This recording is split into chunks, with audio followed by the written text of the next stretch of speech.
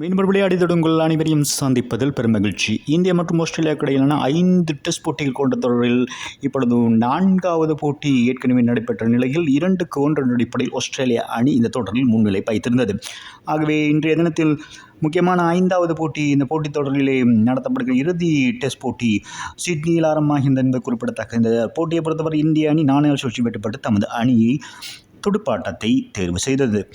அதன் அடிப்படையில் ரோஹித் சர்மா இந்த போட்டியிலிருந்து விலகிக் கொண்டதன் காரணமாக அணிவின் தலைவராக ஜஸ்ரீ பும்ரா மீண்டும் பொறுப்பேற்றுக் கொண்டார் என்பது குறிப்பிடத்தக்கது.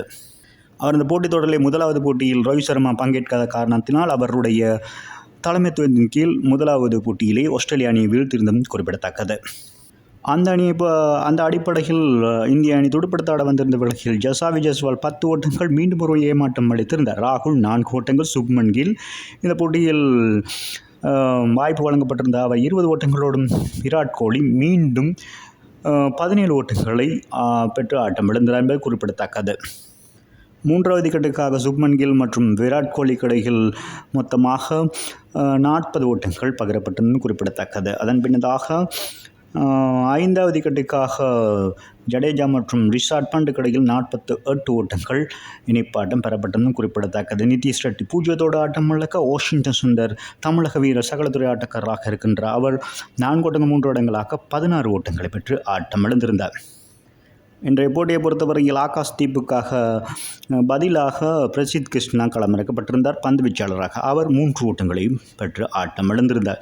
அணியின் தலைவராக பொறுப்பேற்றிருக்கின்ற பும்ரா தனது துடுப்பாட்டத்திலும் 17 பந்துகள் எதிர்கொண்டு 4 ஓட்டங்கள் 3, 6 ஓட்டங்கள் 1 இடங்களாக அதிரடியாக 22 ஓட்டங்கள் பெற்றுக் கொடுத்திருந்தார் என்பது குறிப்பிடத்தக்கது. அத்தோடு முகமது சிராஜ் ஆட்டம் இழக்காது 5 ஓட்டங்களோடு ஆடுகளத்தில் இருந்த வேளை 3 ஓட்டங்களோடு ஆடுகளத்தில் இருந்த வேளையில் 72.2 பந்தோர்களில் சகல விக்கெட்டுகளிலிருந்து 185 ஓட்டங்கள் மாத்திரமே இந்திய அணியால் பெறப்பட்டிருந்ததும் குறிப்பிடத்தக்கது.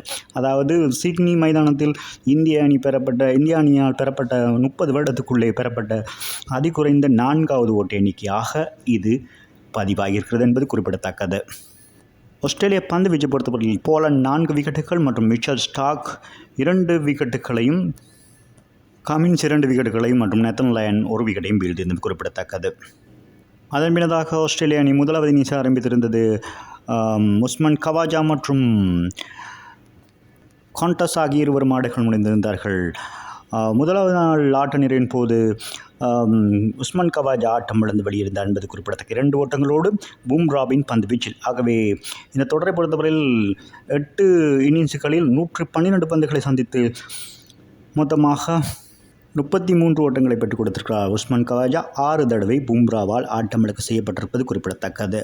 ஆடுகளத்தில் கான்டஸ் 7 ஓட்டங்களோடு ஆட்டம் இழக்காது இருக்கின்ற வேளையில் இப்பொழுது முதலாவது நாள் ஆட்ட நிறைவின் போது 3 பந்தோர்களில் 9 ஓட்டங்களுக்கு 1 விக்கெட்டை மாத்திரம் இழந்து துடுப்படுத்த ஆடிக்கொண்டிருக்கிறார்கள் ஆஸ்திரேலிய அணி என்பது குறிப்பிடத்தக்கது.